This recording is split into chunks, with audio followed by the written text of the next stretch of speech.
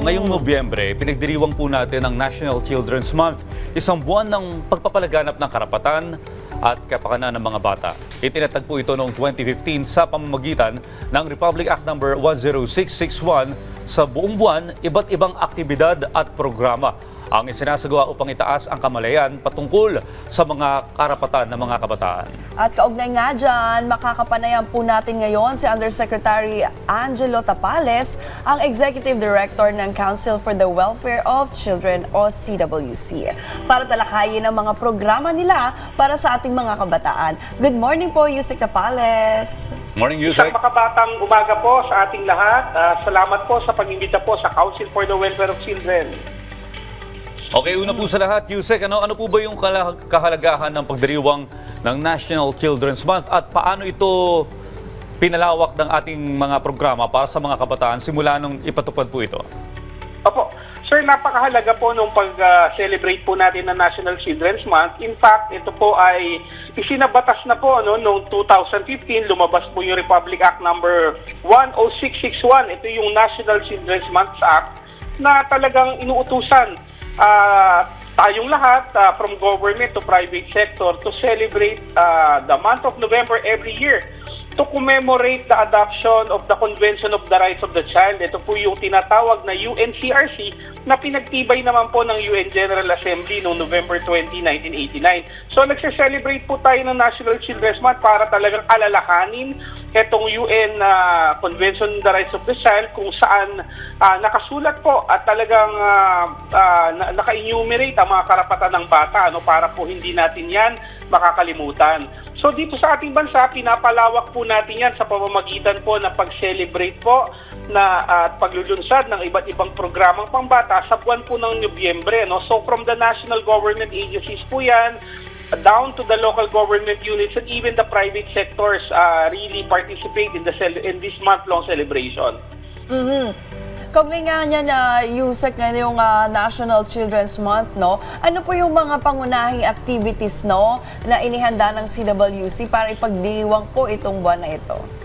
Opo. Ma'am, ang nangyari po kasi ang focus ng National Children's Month po kasi natin ngayon is child protection and child participation. Dahil malaki ang problema ng bata pagdating sa violence against children. So, ito pong celebration natin this month ay for the first time, yung launch po natin ay ginawa po natin outside Metro Manila. So, during the first week of November po, nasa Cebu po kami with the Vice Mayor's League of the Philippines dun sa kanilang Children's Summit. So, week-long celebration po yung ginawa po natin dyan. Doon po natin nilunsad ang National Children's Month kasama po si Governor Gwen Garcia, Mayor Alvin Garcia, at iba't iba pa pong Vice Mayors ng Cebu. Pagkatapos naman po niyan, nagkaroon po tayo ng celebration naman with the Committee on Human Rights noong November 11. Then nagkaroon tayo ng kick-off again sa Valenzuela with Mayor Wes Gatchalian. Diyan po natin nilunsad naman yung 4th National Plan of Action for Children. Yan po yung guidebook natin kung paano protektahan ng mga kabataan natin from 2024 to 2028. Tapos nung November 18 naman po, yung buong linggo nung last week, nasa House of Representatives naman po kami celebrating the National Children's Month with our legislators. Kasama na rin po natin ang DILG at iba pa pong mga kakampi, ang Child Rights Network. Tapos ngayong pong linggong to, very siksik na naman po yung ating activity. Merong National Children's Month po ang Quezon City, may paparating po ang Makati, at of course yung ating culmination activity na gaganapin sa SM North Atrium sa November 28 po. Tunghayan po natin yan. Pwede po kayong pumunta or tumuhay, sumubaybay sa Council for the Welfare of Children Facebook page. Uy, ang daming activities. Very productive at all over the Philippines talaga. Well, Yusek Angelo, kamusta po so far yung naging takbo ng selebrasyon ng National Children's Month ngayong taon? Ano-ano po yung mga iba pang mga highlights? Opo, naging very busy nga po tayo. Ito pong binanggit ko, ito po yung celebration lang ng Council for the Welfare of Children Head Office. Pero of course, yung regional offices po natin may kanya-kanya pong celebration. Iba't ibang provinces po, sabay-sabay din po. Hindi po natin napagbigyan lahat ng imbitasyon kasi kulang po tayo sa manpower. Pero of course, our regional coordinators conducted celebrations whole island-wide po yan, buong Pilipinas.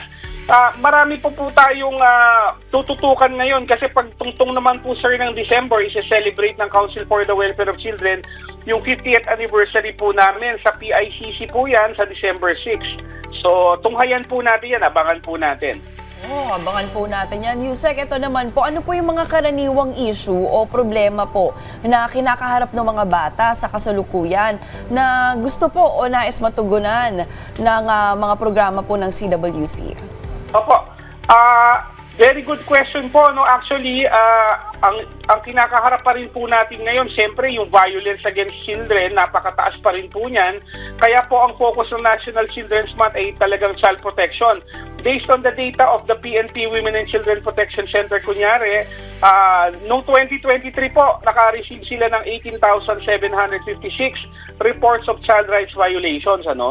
Diyan sa 18,756 pong yan, 17,304 naman yung paglabag ng Republic Act 7610 o yung child abuse law natin, kasama na ang rape at acts of lasciviousness sa bata. So yung top 3 talagang krimen na yan ay bulk nung nare-report sa PNP Women and Children Protection Center. Yung yung tinatawag na online sexual abuse or exploitation of children or OSAEC ay talagang grave concern pa rin sa ating bansa. Noong 2022, naka-receive ang Department of Justice Office of Cybercrime mula sa NECMEC na tinatawag. NECMEC means National Center for Missing and Exploited Children.